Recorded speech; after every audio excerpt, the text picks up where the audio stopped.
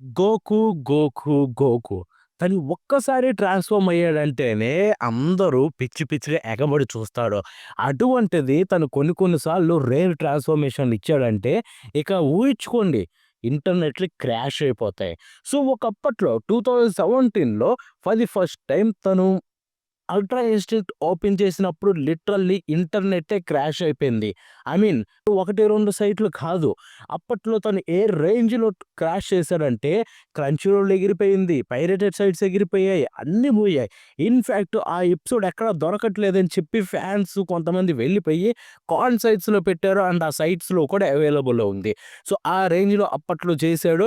And ఇప్పుడు చూసుకుంటే అదే 'డ్రాగన్ బాల్' సైలెంట్‌గా అప్పట్లో 'అల్ట్రా ఇన్‌స్టింక్ట్‌కి' అట్‌లీస్ట్ దానికొక హైప్ ఉంది. బట్ ఇప్పుడు 'డ్రాగన్ బాల్ డైమాలో' చూసుకుంటే అంత క్రేజీ హైప్ లేదు. సింపుల్‌గా ఎపిసోడ్స్ వస్తున్నాయి. ప్రతి వీక్ ఫ్యాన్స్ ఎంజాయ్ చేస్తున్నారు. But all of a sudden అసలు ఊహించని థింగ్ జరిగింది. అదే 'ఎస్ఎస్ఎఫ్4' ట్రాన్స్‌ఫర్మేషన్ అఫీషియల్‌గా 'డ్రాగన్ బాల్' స్టోరీలోకి ఇంక్లూడ్ అయిపోయింది డైమా తోటి. అండ్ అది కూడా చూసుకుంటే ఎవరికీ తెలీదు. ఇన్‌ఫాక్ట్ నాకు కూడా తెలీదు అదొస్తుందని చెప్పి. ఆల్ ఆఫ్ ఎ సడెన్ ఆ ఎపిసోడ్‌లు చూడడం వల్ల షాక్ అయిపోయాను. అది ఎపిసోడ్ ఎయిర్ అయింది. ఆ షాక్ నేనే కాదు అందరూ తిన్నారు. ఆ తర్వాత ఒక్కసారిగా అందరూ పడిపోయి క్రంచీ రోల్లు, పైరేటెడ్ సైట్స్ అన్నిటి మీద పడ్డారు. And then boom! మళ్ళీ క్రాష్ అయిపోయాయి. సో, చూసుకోండి అది ఎపిసోడ్ వచ్చే వరకు కూడా ఆ థింగ్ తెలియదు. దాని వల్లే అయినా కానీ క్రాష్ అయిపోయే రేంజ్‌లో ఆ ఫాలోయింగ్ ఉందంటే మరి గోకు ట్రాన్స్‌ఫార్మ్ అయితే ఆ మాత్రం ఉండాలి కదా భయ్య. సో, వన్స్ అగైన్ గోకు మళ్ళీ ఈ న్యూ ఎపిసోడ్ 'డ్రాగన్ బాల్ డైమాలో' చూసుకుంటే ట్రాన్స్‌ఫార్మ్ అయ్యాడు. అండ్ దాంతోటి ఇంటర్నెట్‌ని క్రాష్ చేసాడు. ఇది ఓన్లీ గోకు ఒక్కడే చేయగలిగాడు. 'డ్రాగన్ బాల్' సిరీస్‌కే ఇన్ని సార్లయితే క్రాష్ అయ్యింది.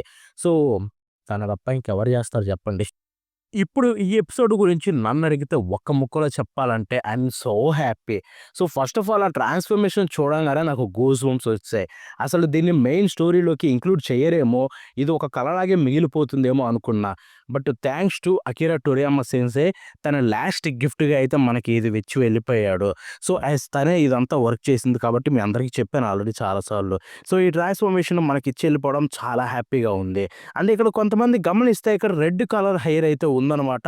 బట్ మనకు పాత దాంట్లో చూసుకుంటే బ్లాక్ కలర్ హెయిర్ ఉంటుంది. సో, రెడ్ కలర్ హెయిర్ ఏంటి బ్రో అని చెప్పి అనుకోవచ్చు. బట్ గేమ్స్ వాటిలో చూసుంటే మీకు తెలియాలి. ఏంటంటే ఇది ఎస్ఎస్ఎఫ్4 లిమిట్ బ్రేకర్ అనమాట. సో, ఆ ఫార్మ్ అనమాట. సో, కాబట్టి మీకు హెయిర్ రెడ్ కలర్‌లో ఉంటుంది. వాటెవర్ ఆ ట్రాన్స్‌ఫర్మేషన్ అఫీషియల్ స్టోరీలోకి ఇంక్లూడ్ అయిందంటే దట్స్ ఎనఫ్. అసలు క్రేజీ ఉంటుంది. ఒకప్పట్లో చూసి పిచ్చి పిచ్చిగా ఎంజాయ్ చేసిన రోజులవి.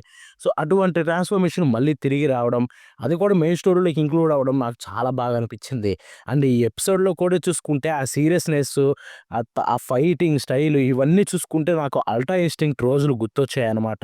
అండ్ ఐయామ్ సో హ్యాపీ దీన్ని ఇలా చూడగలిగినందుకు.